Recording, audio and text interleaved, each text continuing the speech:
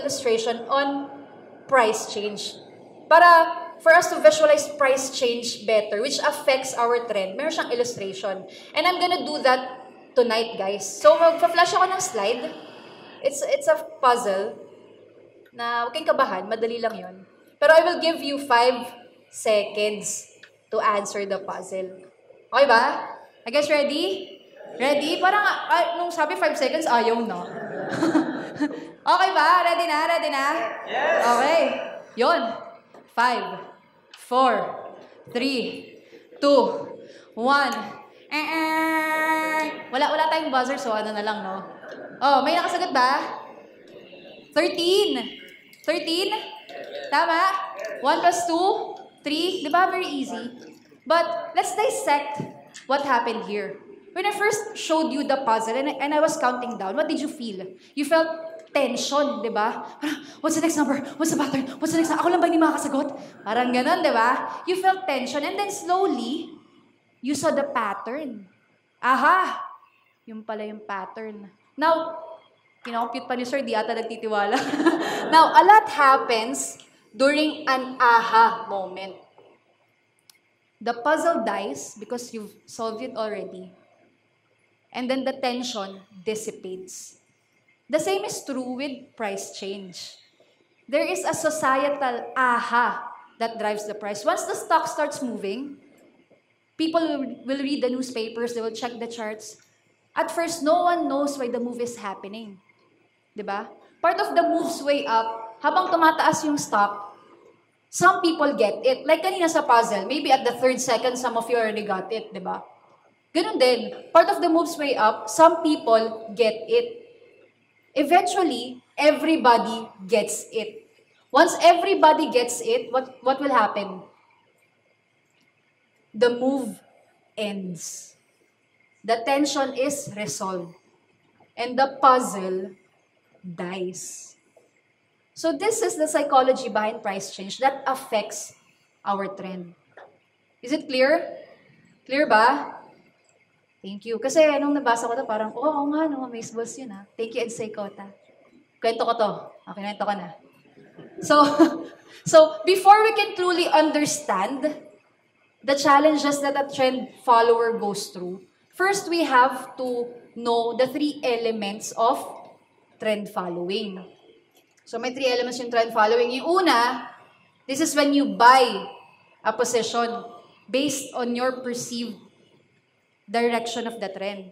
And we call this the initiation. Because you initiated the position, di ba? After you've bought a position, what do? You pray. Di ba? Sana po tumaas. Now, after you've bought a position, in trend following, you hold the position based on the perceived direction of the trend. And then after you've initiated your position, after you've held your position, what do you do next? You will pass that to your grandkids. Papamana mo na. Diba? Hindi mo na yan gagalawin. Papamana mo na yan. No, but you will liquidate. You will now sell the position. And we call that liquidation. All of the challenges that we will discuss tonight, hindi naman masyadong marami yan. All of the challenges that we will discuss tonight will all stem from these 3 elements. Okay? So let's begin. Under initiation, first challenge. Challenger approaching. Trend following, listen to me very carefully. Trend following only works well when there are clear and persistent trends. What are the keywords? Clear and persistent trends. Meaning, if the market is choppy and there is no clear trend, trend following is useless. Ulit, trend following works poorly when the market is choppy and when there are no clear trends. Because kung walang clear trends, what is there to follow? Diba? Medyo self-explanatory yan. Why? Because on a choppy market, breakouts turn into fake outs. Breakouts turn into fake outs. Plays expire within a day or 2. So as a result, if you're a trend follower, you would have to cut losses when the market swings back and forth. So ideally, what do we do ba? After we when we enter a trade, before we enter a trade, we set our cut loss point as well, di ba? You set it in a level where na tolerable yung loss for you, right? So, minimal dapat yan. But when so on its own, it's very minimal. Pag isang cut lang. Pero, once the market is choppy for a long time, these losses pile up and they would result into one big loss, which could lead to death by 1,000 cuts. And this is the very reason why I chose to have this topic for tonight. Because for the most part of 2018, how has the market been? Choppy with the downtrend bias, di ba? So when you're coming from a relatively bullish year, 2017 has been good to us. The effect of this bear market is more exponential. And this is exactly what happened to me. Ma'am, what does a trend follower do on a market condition like this? Listen to me very carefully. A non-trending, volatile market is the worst combination for a trend follower. Sure, you have to adapt with what the market has given you, but let's be honest here, that's easier said than done. Diba? So I have to remind myself not to open too many positions at the same time or not to ride a supposed new trend because the market is unfavorable. Right? So, I'm gonna be honest to you guys, the last few months has not been very easy. It has been tough. And that's why I chose to share this journey to you. So you could learn from it. But and if you're going through it right now, so that you'd know you are not alone. Okay, so face your seatmates, look them in the eyes, and tell them, you are not alone. You are not alone. Yes. Thank you. So, sige, tapos na tayo dyan. First point. Next challenge. The market is choppy, di ba? But once it gets out of its choppy consolidating state, what would happen? The market will start to trend. Once the market starts to trend, then we will be able to see viable trend following plays. The market is trending na eh. But, and here's a big but, the market only trends about 20% of the time. 20% of the time. Which could lead to a psychological challenge of, and this is our second challenge, boredom.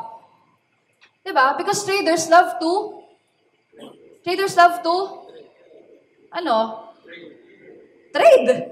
Diba? Traders love to trade.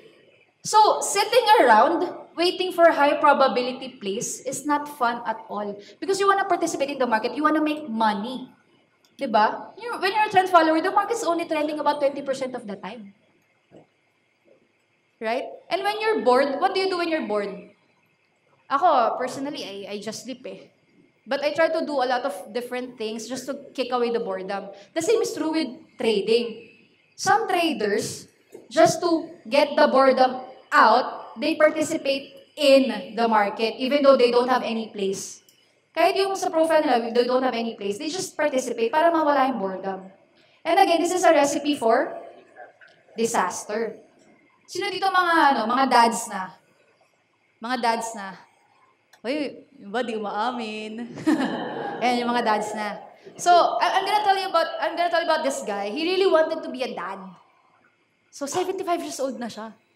Wala pa siyang anak, sila ng asawa niya. Sabi niya, pray siya kay Lord. Sabi niya, God, I really wanna have a kid. Sabi niya. Kasi God naman, kind God siya eh. So, sabi niya, sige, I will give you a son. Promise siya. So si Guy, he was overjoyed. Sabi niya, yes, I'm gonna have a son. Saya nila ng asawa niya, no? Tapos, a year has passed. You think they had a son? No. Corny naman ng kwento, nagkaanak sila agad, di ba? 3 years had passed. You think he had a son? Nope. 10 years had passed. 85 na siya. You think he had a son? No. Finally, one day, his wife bore a son.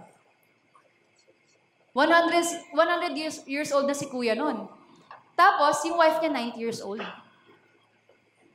They had a son. They waited for 25 years. They patiently waited for 25 years. And then you guys know what happened next. After that, he had so many grandsons that he became the father of many nations. And his name was Abraham. So whether you believe in the Bible or not, I'm just telling you this story to emphasize the power of patience. John W. Henry, a billionaire trend follower, said, they say patience is a virtue. For me, patience is synonymous with discipline. You should have the discipline to know that bad periods in the market are followed by good periods. So if you're a trend follower that market's not trending right now, have the discipline to wait. Or hindi lang yun for trend followers, even for people na iba yung profile and walang setup nyo currently, have the discipline to wait. Use this time to study instead. Okay? Clear? So ano yung first natin? Ranging market, choppy market. Second, boredom. Third, this is the last one, under initiation. So nag-trending market, no? Meron na mga viable TF plays. Ano next challenge natin? Never getting the earliest entry. So may nag-message sa akin, a week ago lang. Sabi niya, Ma'am, I'm an OFW trader here in UAE. So, but I still wanna trade. I wanna be a trend follower. Sabi ko, okay. And then, he said, how do I get the stock at the lowest possible price? Sabi ko, I don't think you know what trend following is. Because, guys, this is what I want you to know. Trend followers do not try to buy the bottom or sell the top. Their only goal is to capture the majority of the trend. You guys know who Jesse Livermore is? Siyempre, Jesse Livermore, no? Si parang Jesse. Jesse Livermore, he was wiped out twice. Pero dun sa isang wiped out niya, in-interview siya. Kasi he got to bounce back eh. Sabi ng reporter, Sir, you got wiped out. You bounced back and you're richer than ever. Stock market. What was your secret? What did you do? Do you have a trading methodology, trading secret that you wanna share to us? Sabi niya ganon. Sabi ni Jesse Livermore, it may surprise many to know that in my method of trading, when I see by my records that an upward trend is in progress, I become a buyer as soon as the stock makes a new high from its movement. Why? Because I am following the trend at that time.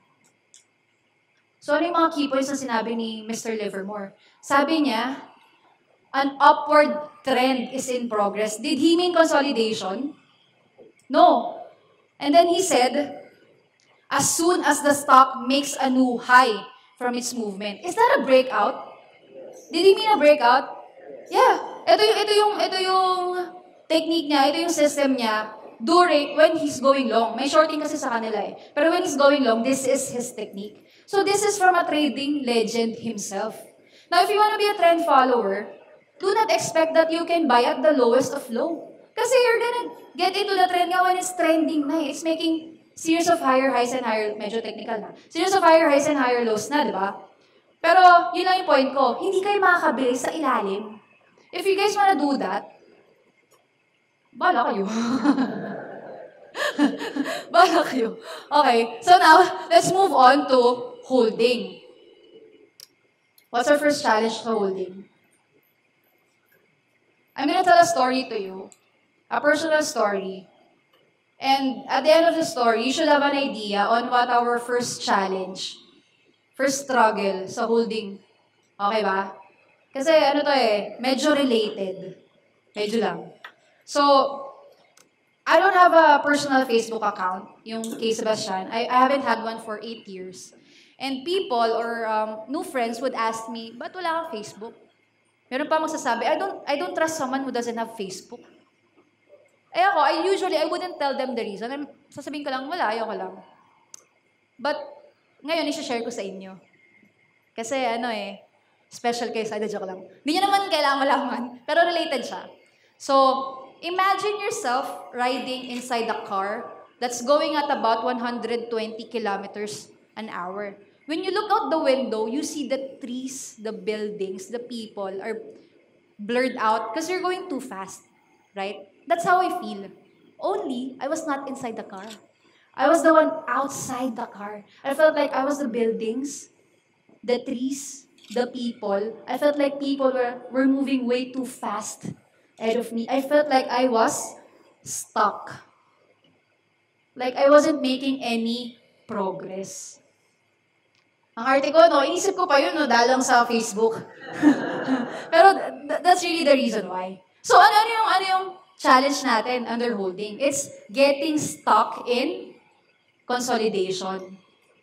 Getting stuck in consolidation. Because no one wants to be stuck. Imagine, when you're trend following, meron kang stock, it rose 10% in 2 weeks. And then, while you're holding that, wala ka pang sell signal, wala ka ng trading capital. Another stock that is not your setup is flying 20% in 1 day. Masaya ba yun? Hindi, di ba parang, ayoko na mag-TF, gusto ko na lang mag-chupit. Kasi di ba, hinold mo 10% lang 2 weeks, tapos 20% 30 minutes. Di ba? So, nobody likes getting stuck. So, ano pa? Next one, underholding. Sabay na natin. Next one, underholding. This might surprise people to know that hanging on to large profits is also a pitfall. Hanging on to large profits. Bakit? Because as profits mount, your emotions will wreak havoc. It will give you so many reasons why you should take the trade now. There's this little voice in your head that's gonna tell you, benta mo na yan, 20% up na tayo, huwag na sundin yung plan mo. Okay na yan, baka yan na yung top eh. Benta mo na yan. So that's not very easy. Diba? Kasi, papasok na dyan yung, papasok? Lagi to, gas-gas tong word na to sa trading community eh. When your profits mount. Diba? Greed. Papasok na dyan yun. Pero di tayo mag-focus dyan. Pero, surprisingly, hanging on to large profits is probably one of the hardest things in trading. That's surprisingly. That's maybe even harder than taking a lot of small losses. Tahimik na lang. So parang nakakapagtaka naman eh. Laki na nga ng profits mo eh. Pero mahirap kasing kalaban yung emotions. Agree ba guys?